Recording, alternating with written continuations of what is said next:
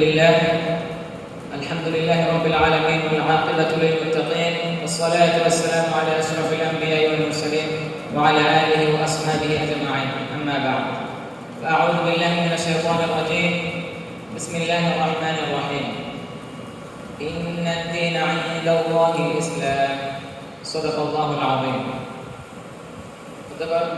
القرآن academy মুতাফারিকা বিভাগ কর্তৃক আয়োজিত আজকের এই বাৎসরিক সাংস্কৃতিক বক্তব্য প্রতিযোগিতার সম্মানিত বিচারক মণ্ডলী এবং ছাত্র ভাইরা সবাইকে জানাই আন্তরিক শুভেচ্ছা ও অভিনন্দন। আজকে আমি আমার বক্তব্যের বিষয় হিসেবে নির্ধারণ করেছি মুসলিমদের বর্তমান অবস্থা ও এর কারণসমূহ। সম্মানিত উপস্থিতি, ইসলামের সূচনা লগ্নে মুসলিমরা প্রতিটা ক্ষেত্রে তারা এগিয়েছিল এবং মুসলিমরা তাদের সংস্কৃতি দ্বারা প্রভাবিত হয়েছিল। এমনকি তারা মুসলিমদের থেকে জ্ঞান অর্জন করে সেগুলো তাদের ছাত্রদেরকে শিক্ষা দিয়েছিল। তখনকার সময়ে মুসলিমরা পৃথিবীর বুকে মানব উন্নয়নে যে ভূমিকা রেখেছিল অন্য কোনো জাতি সেরকম ভূমিকা রাখতে পারেনি। কিন্তু দুঃখের বিষয় হলো বর্তমান সময়ে মুসলিমরা প্রত্যেকটা জায়গায় নির্যাতিত ও নিপীড়িত। মুসলিমরা সবাই মুসলিমদের বিরুদ্ধে একজন হয়েছে এবং এদের মধ্যে মূলে রয়েছে ইহুদিরা। এবং আল্লাহ তাআলা এটাই বলেছেন, লাতাজিদান্না আশাদ্দান নাসি আদাওয়াতান লিল্লাযিনা আমানুল ইয়াহুদা ওয়াল্লাযিনা আশরাকু। আপনি মুশরিক এবং ইহুদিদেরকে মুসলিমদের চরমশত্রু হিসেবে পাবেন। আর এটাই হয়েছে মুসলিমদের অবস্থা। মুসলিমরা সবাই সব জায়গায় নির্যাতিত।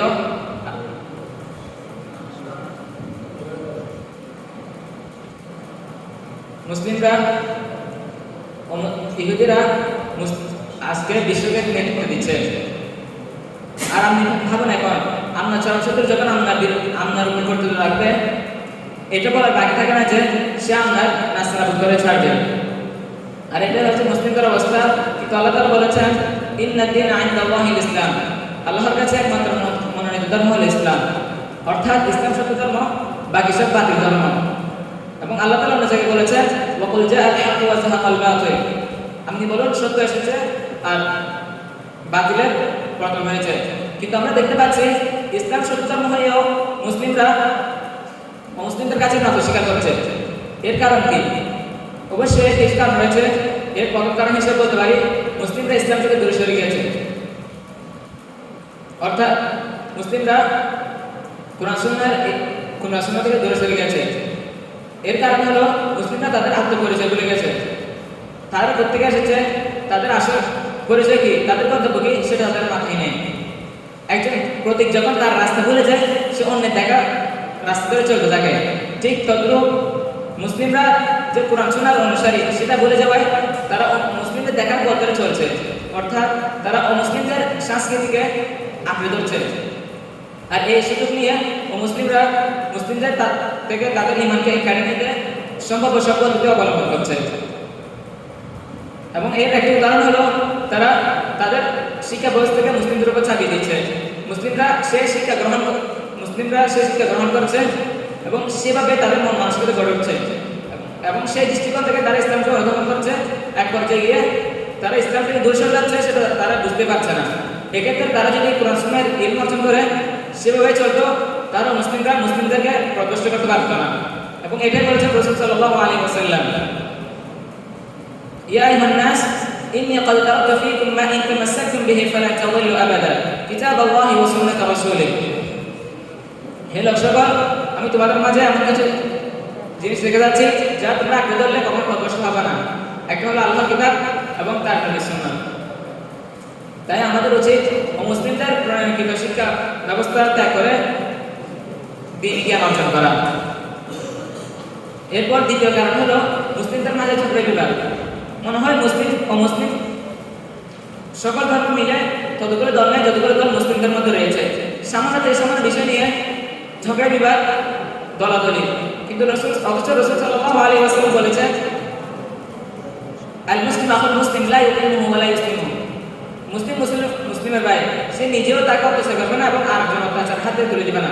কিন্তু আমরা এখন দেখতে পাচ্ছি একটি মুসলিম রাষ্ট্র তার অন্য একটি মুসলিম রাষ্ট্রকে ইহুদিদের হাতে তুলে দিচ্ছে। এবং আমাদের সামনে এর একটি চলচ্চিত্র উদাহরণ হলো ফিলিস্তিন। আজকে ফিলিস্তিনরা ইহুদিদের দ্বারা শত বছর ধরে নির্যাতিত নিপীড়িত। তার পাশে থাকায় আরব রাষ্ট্রগুলো তাদের সমস্ত থাকা সত্ত্বেও তারা চুপ করে রয়েছে, এক প্রকার যেন তারা ইহুদিদের হাতে তুলে দিয়েছে। তাই আমাদের উচিত ঝগড়াগুলো ত্যাগ করে পরস্পরকে সহযোগিতা করা। এরপর দ্বিতীয় কারণ হলো অনর্থক কাজ নিয়ে ব্যস্ত হয়ে পড়া। মুসলিমরা আজ দুনিয়া নিয়ে ব্যস্ত হয়ে পড়েছে। তারা দুনিয়ার বিনিময়ে তাদের ঈমান, নীতি নৈতিকতা বিক্রি করে দিচ্ছে। অথচ আমাদের সালাফরা তারা ঈমানের বিনিময়ে সবকিছু বিক্রি করে দিয়েছে। তাই আমাদেরকে দুনিয়া ত্যাগ করে পরকালের জন্য প্রস্তুতি নিতে হবে। দুনিয়ার বিনিময়ে আমরা আমাদের ঈমানকে আমরা বিক্রি করে দিতে পারবো না। আমরা যদি কোরআন সুন্নাহর ইলম অর্জন করি এবং সেই অনুযায়ী চলি, তাহলে অমুসলিমরা এই সুযোগটা পাবে না। তাই আমাদের উচিত কোরআন সুন্নাহর ইলম অর্জন করা এবং নিজে আমল করে অন্যকেও সে কথা আহ্বান করা। এখন কথা হচ্ছে অন্যজনকে আহ্বান করতে হলে তার উপর আমার কর্তৃত্ব থাকতে হবে, কিন্তু মুসলিমদের সেই কর্তৃত্বটা নেই। তাই আমাদেরকে বিশ্বের বুকে ইসলামকে প্রতিষ্ঠা করতে হবে। আর এই ইসলামকে প্রতিষ্ঠা করতে রাসূল সাল্লাল্লাহু আলাইহি ওয়াসাল্লাম তার সারা জীবনকে উৎসর্গ করে দিয়েছেন এবং এর ইমামই ছিলেন তার সাহাবীরা। তাই তার সাহাবীরা সারা বিশ্বকে নেতৃত্ব দিয়েছেন। তাই আমরা যদি কোরআন সুন্নাহর ইলম অর্জন করি এবং আল্লাহর হুকুম আহকাম মেনে চলি, তাহলে আশা রাখতে পারি আমরা একদিন বিশ্বের মধ্যে ইসলামিক শাসন ব্যবস্থা কায়েম করতে পারবো। এবার আমি আমার বক্তব্য এখানে শেষ করছি। আলহামদুলিল্লাহি রাব্বিল আলামিন। আসসালামু আলাইকুম ওয়া রাহমাতুল্লাহি ওয়া বারাকাতুহু।